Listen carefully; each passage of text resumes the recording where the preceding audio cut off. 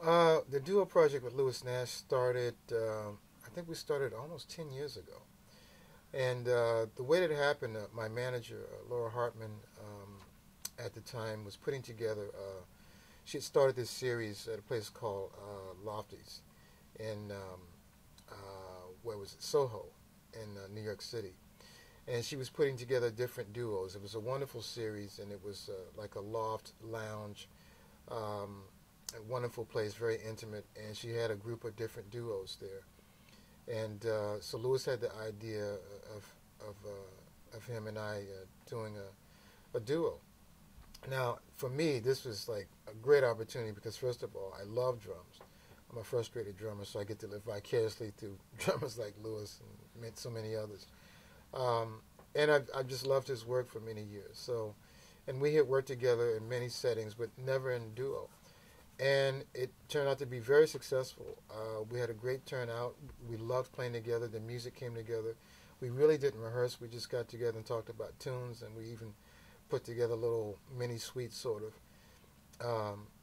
And we just had a great time doing it. So we decided to keep it going.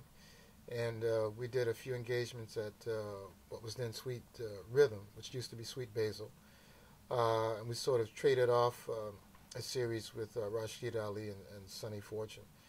And then we started getting a few engagements with the duo.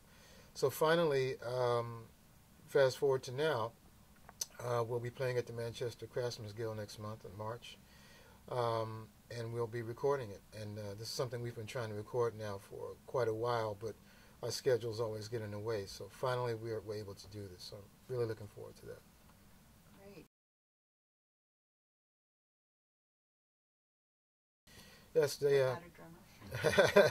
yeah, the trio project with Renee and Peter, that started about a year and a half ago. And I got a call from the Catano. It's also another room in New York. It was a last-minute opening. It was during the summer, and someone had canceled, and Gino had a last-minute opening, and he said, can you put something together to come in for the weekend? And I wanted to do something different from the normal quartet setting that I already do primarily. So I thought of Renee and Peter, and I thought, because I've been itching to sort of get back to like a Bradley's atmosphere. And Catano is probably the closest thing we have to that in New York because it's such an intimate room, a beautiful natural sound. And I thought, the first two people I thought of were Renee and Peter. And it turned out they were available, like I think on 2 weeks' notice. And we had an amazing weekend of music. I mean, it was, again, no rehearsal. We just showed up and we just played some tunes. And we had a great turnout and a really great response. And we thought, let's keep this going. Let's just keep this happening. So we just did a week at the Vanguard recently in December. And again, this is another project that we're going to try to record and get more engagements with. Nice. The Wilsonian's Grain Quartet is with Bill Stewart on drums and Ugonna Akegwu on bass and Orrin Evans on piano.